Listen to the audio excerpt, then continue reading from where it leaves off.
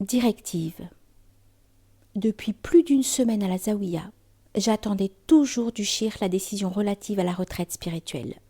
Comme promis, il venait tous les matins, suivi de Foukara, prendre le petit déjeuner en ma compagnie. J'avais l'impression que le shir me tenait en observation. Nos entretiens, Modakarat, duraient parfois 1 heure. Jamais cette question essentielle ne fut abordée.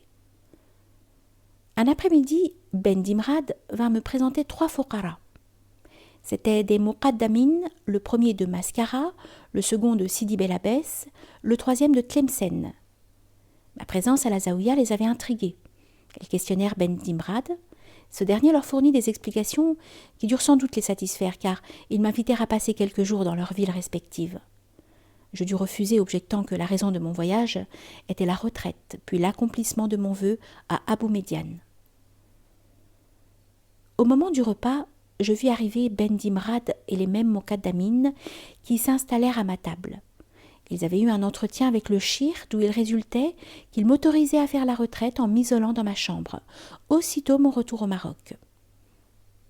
Auparavant, je devais rester 1 semaine environ dans la Zaouïa de Tlemcen, où je recevrais toutes les instructions nécessaires et accomplir également mon vœu à Abou Médiane.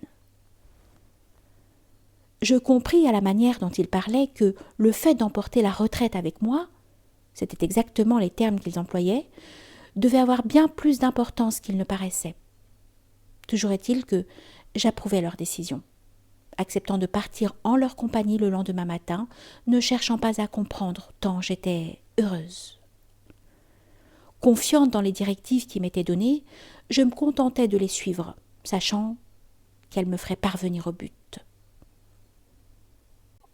Avant de m'endormir cette nuit-là, la dernière que je passais à la Zaouïa, je pensais au shir et je souhaitais de tout cœur qu'il me fît présent de 3 objets personnels bien déterminés.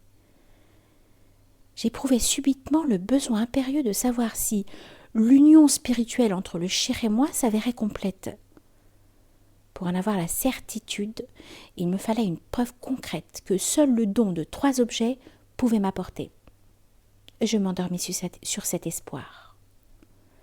Le matin, à la sortie de la Zaouïa, je trouvai le shir debout près d'une camionnette, au volant de laquelle se tenait son fils. Après l'avoir salué, je voulus le remercier de ses bontés et de sa généreuse hospitalité, mais je balbutiais qu'au comble de l'émotion. J'allais prendre place dans la voiture pour abréger la pénible séparation, quand le shir, souriant, me tendit un paquet soigneusement plié dans du papier fin.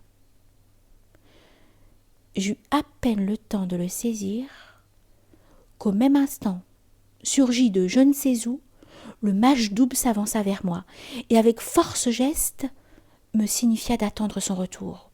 Puis il disparut en courant.